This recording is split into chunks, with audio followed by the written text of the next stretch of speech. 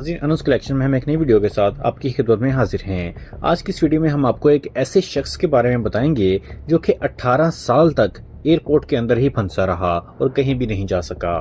جی ہاں ناظرین، عام طور پر فلموں میں ایسی کہانیوں کو دکھایا جاتا ہے جو حقیقی دنیا سے کچھ زیادہ مطابقت نہیں رکھتی، مگر اکثر حقیقی دنیا میں ایسے واقعات پیش آتے ہیں جو فلمی کہانیوں سے بھی زیادہ عجیب ہوتے ہیں اور ان سے متاثر ہو کر فلمیں بنائی جاتی ہیں۔ جیسے یقین کرنا مشکل ہوگا، مگر ایران سے تعلق رکھنے والے ایک شخص مہران کریمی نصیری ایسے فرد ہیں جو کہ 1988 سے 2006 تک فرانس کے چارلس ڈی گال ایئرپورٹ کے ٹرمینل 1 میں پھنسے رہے، جو اکثر وہاں ایک سرخ پلاسٹک کے بینچ پر بیٹھے پائے جاتے تھے۔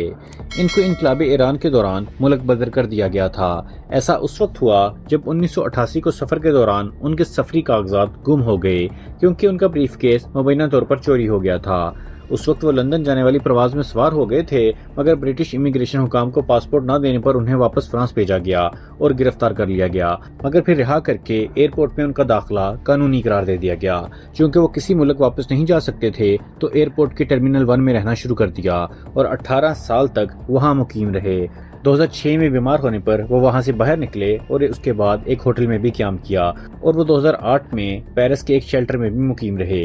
ایئرپورٹ میں اتنے برسوں تک قیام کے دوران انہیں سر الفریڈ کا نک نیم بھی دیا گیا۔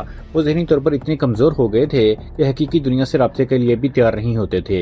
1999 میں انہیں اسائلم کے کاغذات دیے جا رہے تھے، مگر انہوں نے دستخط کرنے سے انکار کر دیا کیونکہ وہ دستاویزات میں اپنا نام سر الفریڈ لکھوانا چاہتے تھے۔ اتنے عرصے تک وہاں رہنے کے دوران انہوں نے کبھی کھلا آسمان نہیں دیکھا اور تازہ ہوا میں سانس نہیں لی۔ اسی حیران کن واقعے سے متاثر ہو کر لیجنڈ ڈائریکٹر اسٹیون اسپلبرگ کی فلم دی ٹرمینل کو بنایا گیا۔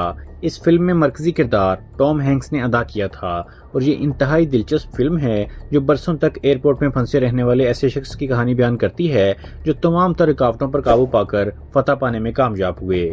2004 میں ریلیز ہونے والی اس فلم کو اب بھی دیکھا جائے تو دیکھنے والے مسحور ہو کر رہ جاتے ہیں اور یہ سبق ملتا ہے کہ مشکلات میں ہار نہ ماننے والے لوگ ہی زندگی میں آگے بڑھ پاتے ہیں۔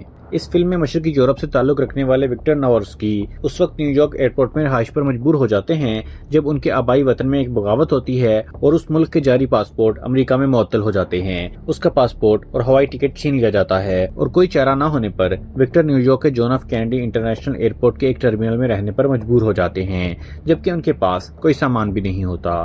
وہاں کا عارضی custom director Frank Dixon Victor کو ایئرپورٹ سے نکالنا چاہتا ہے، مگر موقع ملنے پر بھی وکٹر ایئرپورٹ سے باہر نہیں جاتا اور تمام معمولات وہی پورے کرتا ہے اور مسلسل وہاں رہنے سے اس کی لوگوں سے دوستی بھی ہو جاتی ہے۔ اس دوران وہ روزانہ پاسپورٹ کاؤنٹر پر جا کر فارم بھی بھرتا ہے، مگر اسے ہر بار مسترد کر دیا جاتا ہے۔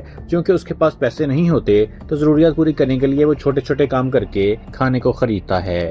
وہاں اسے ایک ایئر ہوسٹس سے محبت بھی ہو جاتی ہے جسے وہ متاثر کرنے کی کوشش کرتا ہے، جس سے وہ پہلے تو حقیقت چھپاتا ہے مگر بعد میں اسے سچ بتا دیتا ہے کہ وہ امریکہ اپنے باپ کی خواہش پوری کرنے آیا تھا جو کہ ایک تصویر میں ایک بینڈ کے تمام افراد کے آٹوگرافز لینا چاہتا تھا۔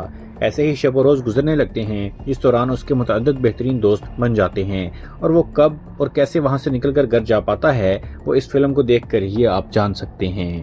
ناظرین، اس فلم کی عکس بندی کے لیے ایئرپورٹس کی جانب سے سہولیات کی فراہمی سے انکار پر ایک سیٹ تیار کیا گیا جسے پہلے LA ریجنل ایئرپورٹ میں لگایا گیا، مگر وہاں لوگوں کے رش کے باعث اسے مونٹریال کے ایئرپورٹ میں منتقل کیا گیا۔ فلم کے سیٹ میں ہر چیز کو حقیقی ایئرپورٹ جیسا رکھا گیا، جیسے کہ ویسے ہی کھانے پینے کے مراکز قائم کیے گئے۔ فلم میں وکٹر کا ملک دنیا میں موجود نہیں ہے بلکہ اسے صرف فلم کے لیے تخلیق کیا گیا۔